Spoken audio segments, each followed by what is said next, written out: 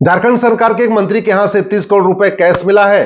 अब कैश मिलने के बाद वो वीडियो शेयर किया जा रहा है, फोटो शेयर किया जा रहा है। कैश किसका है, कैसे मिला, कहां से आया, इस पे आरोप प्रत्यारोप हो रहा है, बतौलेबाजी हो रही है, ट्विटर पे ट्वीट भी आ रहे हैं, फेसबुक पे फोटो शेयर हो रही है, भाषणबाजी हो रही है, सब कुछ हो रहा है। कुछ दिन पहले झारखंड में ही एक और सांसद के यहां से 400 करोड़ रुपए मिले थे, तो भी यही हुआ था। 2G घोटाला हुआ था 1,76,000 करोड़ का, तो भी खूब फोटो शेयर किए गए, ट्विटर पे खूब ट्वीट हुआ, खूब आरोप प्रत्यारोप हुआ, खूब बतौलेबाजी हुई, खूब भाषणबाजी हुई। 1,86,000 करोड़ का कोयला घोटाला हो गया था, तब भी यही हुआ था।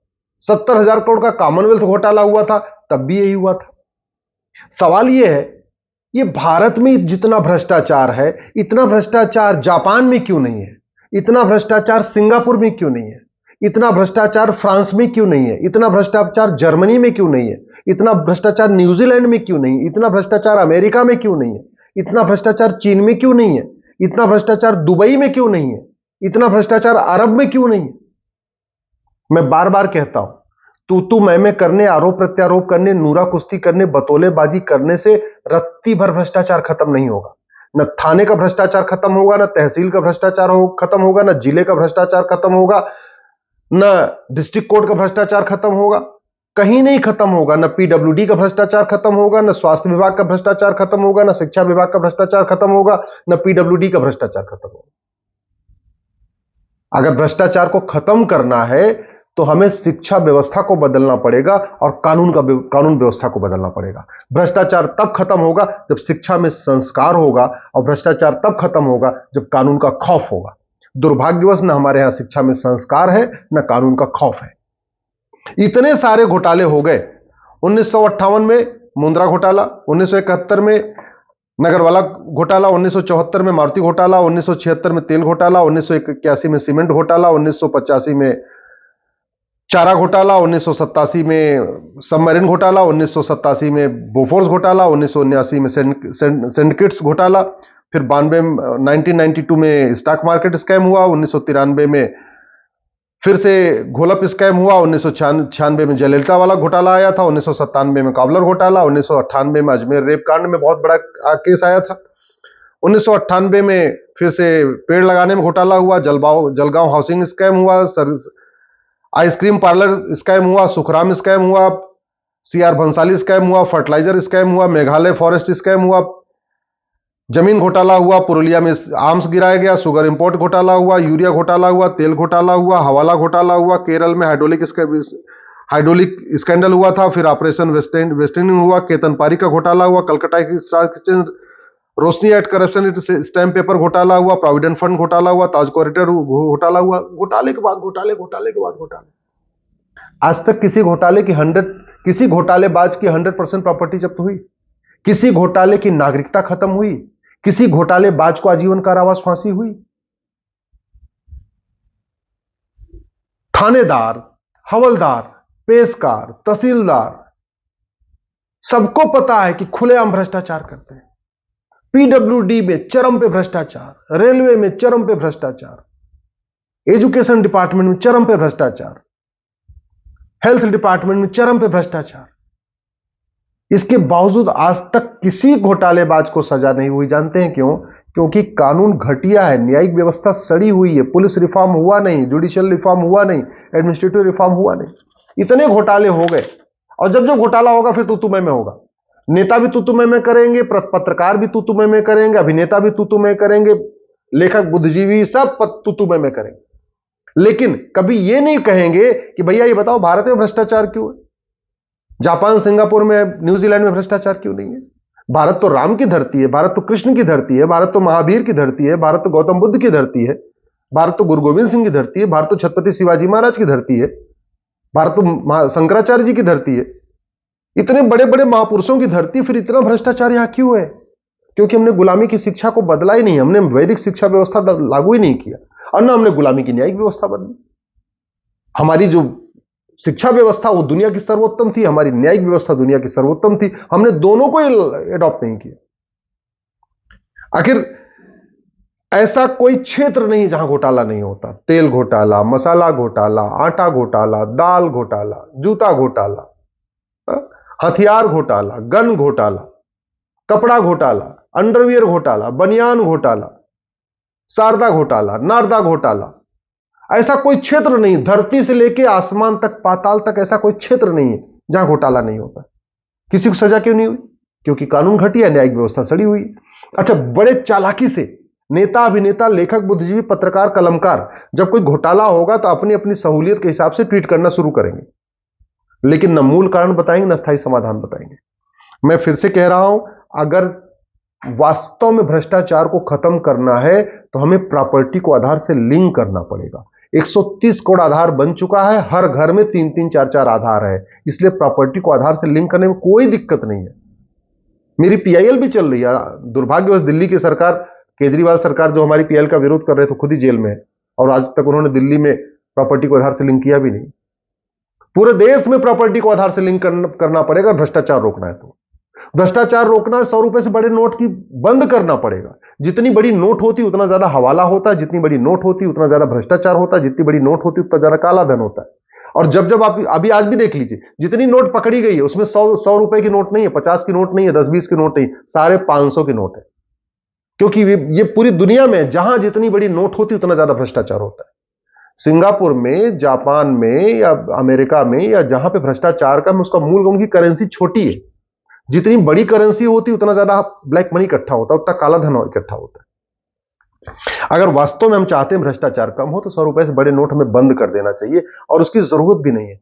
भारत में 80% लोग पर डे 100 रुपए से कम खर्च करते हैं, उनको 100 रुपए से बड़े नोट की जरूरत ही नहीं। भाई जब पर डे 100 रुपए से कम खर्च करते हैं, एक नोट जेब में रख के चलेंगे, दिन भर का खर्चा पूरा हो जाएगा उनका। और जो लोग 100 रुपए से ज्यादा खर्च करते हैं पर डे, उनके पास एटीएम, पेटीएम, भीम, UPI, debit card, credit card, सब कुछ तो है, तो फिर 100 रुपए से बड़ी नोट चल किस लिए रही है?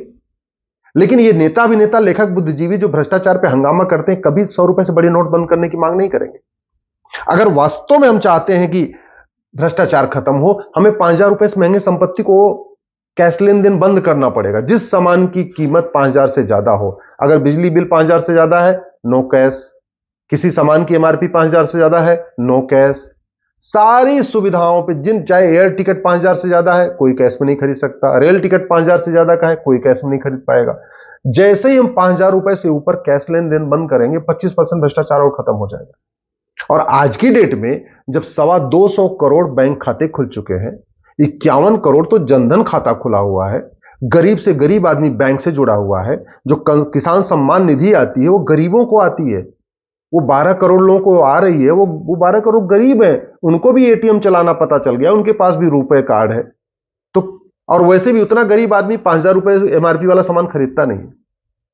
5,000 रुपए के महंगे सामान को कैश लेन देन बंद करने से 25% भ्रष्टाचार खत्म हो जाए, कोई फर्क नहीं पड़ेगा, आम जनता परेशान नहीं होगी। और जो महंगा सामान खरीदते हैं उनके पास एटीएम, पेटीएम, भीम, UPI, debit card, credit card है, फिर दिक्कत क्या है?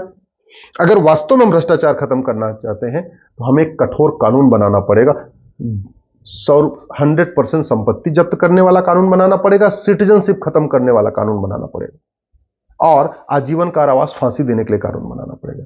चीन में भ्रष्टाचारियों को फांसी दी जाती है, जापान में भ्रष्टाचारियों को फांसी दी जाती है, सिंगापुर में भ्रष्टाचारियों को फांसी दी जाती है, दुबई में भ्रष्टाचारियों को फांसी दी जाती है, दुनिया के कई देशों में भ्रष्टाचारियों को फांसी दी जाती है। दुनिया में कई ऐसे देशों में है जिनका यह मानना है कि जो करप्शन है ना, ये प्लान्ड वे में होता है, अनप्लान्ड नहीं होता। कई बार मर्डर अनप्लान्ड होता है, रोड रेज अनप्लान्ड होता है, दुर्घटना अनप्लान्ड होती है, लेकिन जो पैसा इकट्ठा किया जाता है, घूस लिया जाता है, कमीशन खोरी की जाती है, दलाली की जाती है, अल्टीमेटली जो पैसा इकट्ठा होता है वो होता कैसे? या तो घूसखोरी से, या कमीशन खोरी से, या दलाली से, या जमाखोरी से, या मिलावटखोरी से, कालाबाजारी से, मुनाफाखोरी से, इससे खत्म हो जाता है। तो वो जो पैसा आता है उसके लिए अगर 1 साल के अंदर 100% प्रॉपर्टी जब्त कर ले, 1 साल के अंदर आजीवन कारावास, फांसी दे दें, या 1 साल के अंदर नागरिकता खत्म कर दें, फिर खौफ पैदा होगा। अब 1 साल के अंदर कैसे होगा? 1 साल के अंदर करने के लिए जस्टिस विद इन ईयर लागू करना पड़ेगा। उसके लिए 1 नेशन 1 पुलिस कोड लागू करना पड़ेगा, 1 नेशन 1 पिनल कोड लागू करना पड़ेगा, 1 नेशन 1 जुडिशियल कोड लागू करना पड़ेगा, नार्को पॉलीग्राफ ब्रेन मैपिंग कानून बनाना पड़ेगा, झूठ को गंभीर अपराध घोषित करना पड़ेगा, झूठ बोलने को, झूठे मुकदमे को, झूठे एफआईआर को, झूठी गवाही को, झूठे हलफनामा को, झूठी शिकायत को, इसको गंभीर अपराध घोषित करना पड़ेगा। इतना हम कर दें, हर जिले में narco polygraph brain mapping lab बना दें जिससे झूठ पकड़ने के लिए, और जो हमारा ये कानूनों का मकर जाल चल रहा है इसको खत्म कर दें। जैसे अमेरिका में ना ये फेडरल पिनल कोड, ऐसा एक भारतीय दंड संहिता बना दे, one nation one penal code.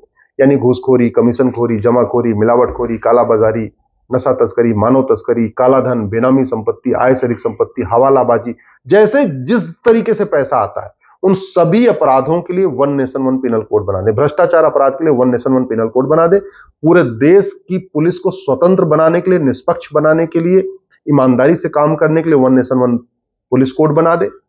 One nation one evidence code बना दे। नार्को पॉलीग्राफ ब्रेन मैपिंग कानून बना दे। नार्को टेस्ट करने के लिए मैंडेटरी कर दे। हर जिले में झूठ पकड़ने के लिए लैब बना दे और जुडिशियल चार्टर लागू कर दे, one nation one judicial code, कि भैया जजों के लिए मैंडेटरी हो जाए कि आपको हर हफ्ते तारीख देना है। ये लंबी लंबी 5 महीने 6 महीने की तारीख नहीं देना है। जो मुकदमा सोमवार को सुना आएगा वो हर सोमवार को सुना जाएगा। जो मुकदमा मंगलवार को आएगा हर मंगलवार को सुना जाएगा। जो मुकदमा बुधवार को आएगा हर बुधवार को सुना जाएगा। मतलब एक एक हफ्ते की डेट पड़ेगी और 8 डेट 10 डेट में मुकदमा खत्म करें। अरे भारत में पहले जस्टिस विद इन आवर होता था। 5 लोग बैठते थे, 1 घंटे के अंदर दोनों पक्षों को सुन के फैसला कर देते थे। मुकदमा थोड़ा और कॉम्प्लिकेटेड होता था तो जस्टिस विद इन डे होता था। 1 दिन के अंदर 3-4 घंटे सुनवाई होती थी, दिन भर के अंदर फैसला। थोड़ा और कॉम्प्लिकेटेड होता था तो जस्टिस विद इन वीक होता था। 2-3 दिन सुनवाई हुई, 1 सप्ताह के अंदर फैसला। एक्स्ट्रा बहुत कम ऐसे मुकदमे होते थे जिसपे 3-4 हफ्ते लगातार सुनवाई होती थी। लेकिन जस्टिस विद इन मंथ तो होता ही था। मैं जस्टिस विद इन आवर की बात नहीं कर रहा हूं, जस्टिस विद इन डे की बात नहीं कर रहा हूं, जस्टिस विद इन मंथ की बात नहीं कर रहा हूं, मैं तो जस्टिस विद इन ईयर की बात कर रहा हूं। मैं तो कह रहा हूं कि जिन लोगों के यहां ऐसा पैसा पकड़ा जा रहा है, जिनके पास काला धन है, जिनके पास बेनामी संपत्ति है, जिनके पास आय से अधिक संपत्ति है, जो हवालाबाजी करते हैं, जो कबूतरबाजी करते हैं, जो विदेशों से पैसा लेके देश में अलगाववाद फैलाते हैं, जो लोग भी घूसखोरी, कमीशनखोरी करते हैं, दलाली करते हैं, मुनाफाखोरी करते हैं, जमाखोरी करते हैं, मिलावटखोरी करते हैं, कालाबाजारी करते हैं, जो भी काम करते हैं उसको गंभीर अपराध घोषित करिए। 100% प्रॉपर्टी जब्त करने, नागरिकता खत्म करने, आजीवन कारावास फांसी देने के लिए कानून बनाइए और ये आजीवन कारावास फांसी साल भर के अंदर हो, यानी जस्टिस विद इन ईयर हो। इतना कर दीजिए, मैं गारंटी के साथ कहता हूं भारत में फिर से सतयुग आ जाएगा, भारत में राम राज्य आ जाएगा। पैसा मांगना तो छोड़िए, पैसा कोई अगर ऑफर करेगा तो भी उसको कोई पैसा एक्सेप्ट करेगा नहीं। और जो रोज ये पैसे मिलते हैं ना, कभी 30 करोड़, कभी 300 करोड़, कभी 500 करोड़, कभी 600 करोड़, ये सब बंद हो जाएगा। न 2G घोटाला होगा 70,000 करोड़ का, न कॉमनवेल्थ घोटाला होगा, न कोयला घोटाला होगा, कोई घोटाला नहीं होगा। सारे घोटाले बंद हो जाएंगे और भारत में राम राज्य आ जाएगा। लेकिन वही करना पड़ेगा, शिक्षा संस्कार वाली, कानून खौफ वाला। शिक्षा व्यवस्था बदलना पड़ेगा, पुलिस व्यवस्था, न्यायिक व्यवस्था बदलना पड़ेगा, कानून का खौफ पैदा करना पड़ेगा।